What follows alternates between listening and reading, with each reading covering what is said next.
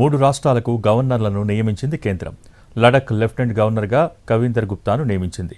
అలాగే గోవా గవర్నర్గా అశోక్ గజపతిరాజు, హర్యానా గవర్నర్గా ఆసిమ్ కుమార్ ఘోష్ను నియమించింది.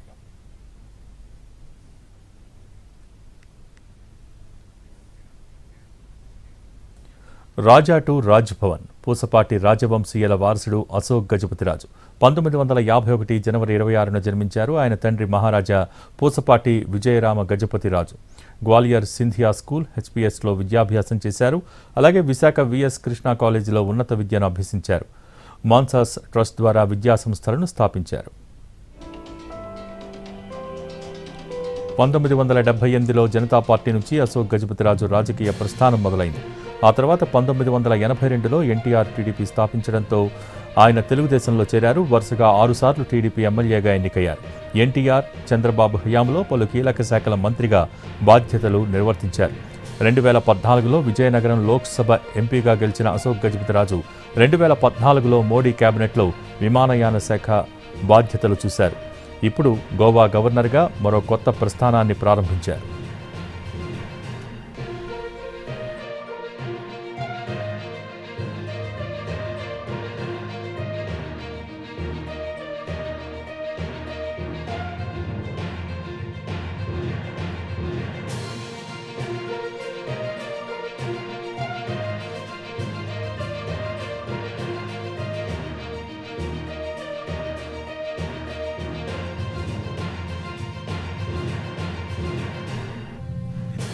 రాజా టు రాజ్ భవన్ పూసపాటి రాజవంశీయుల వారసుడు అశోక్ గజపతిరాజు 1951 జనవరి 26న జన్మించారు. ఆయన తండ్రి మహారాజా పూసపాటి విజయరామ గజపతిరాజు గ్వాలియర్ సింధియా స్కూల్ హెచ్పిఎస్లో విద్యాభ్యాసం చేశారు. అలాగే విశాఖ విఎస్ కృష్ణా కాలేజీలో ఉన్నత విద్యను అభ్యసించారు. మాన్సాస్ ట్రస్ట్ ద్వారా విద్యాసంస్థల్ని స్థాపించారు.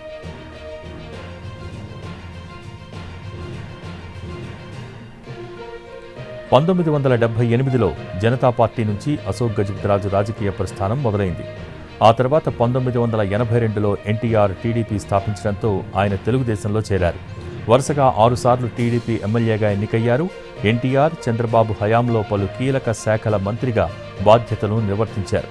2014లో విజయనగరం లోక్సభ ఎంపీగా గెలిచిన అశోక్ గజపతిరాజు 2014లో మోడీ కేబినెట్లో విమానయాన శాఖ బాధ్యతలు చూశారు.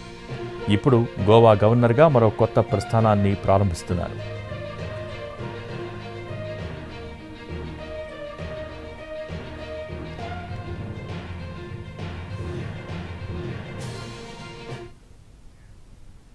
లడఖ్ కొత్త గవర్నర్గా నియమితులయ్యారు కవీందర్ గుప్తా. జమ్మూ కాశ్మీర్కు డిప్యూటీ సీఎంగానూ వ్యవహరించారు. 1959 డిసెంబర్ 2న జన్మించారు. 13 ఏళ్ల వయస్సులోనే ఆర్ఎస్ఎస్లో చేరారు. ఎమర్జెన్సీ టైంలో 13 నెలల పాటు జైలు జీవితం గడిపారు.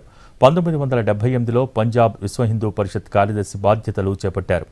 1993లో జమ్మూ కాశ్మీర్ భారతీయ యువమోర్చా చీఫ్గానూ వ్యవహరించారు. 2005 నుంచి వరుసగా జమ్మూ మేయర్గా బాధ్యతలు నిర్వర్తించారు. 2014లో జమ్మూ కాశ్మీర్ గాంధీనగర్ ఎమ్మెల్యేగా విజయం సాధించారు కవీందర్ గుప్తా.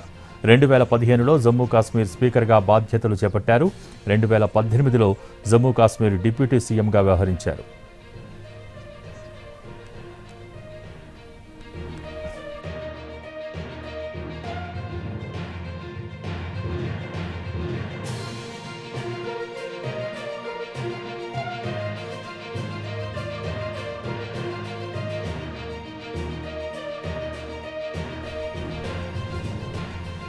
హర్యానా కొత్త గవర్నర్గా ప్రొఫెసర్ ఆసిమ్ కుమార్ ఘోష్ను నియమించారు రాష్ట్రపతి.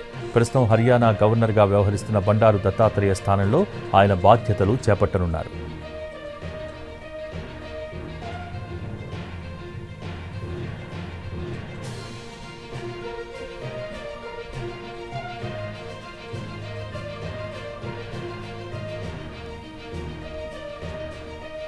హర్యానా కొత్త గవర్నర్గా ప్రొఫెసర్ ఆసిమ్ కుమార్ ఘోష్ను నియమించారు రాష్ట్రపతి. ప్రస్తుతం హర్యానా గవర్నర్గా వ్యవహరిస్తున్న బండారు దత్తాత్రేయ స్థానంలో ఆయన బాధ్యతలు చేపట్టనున్నారు.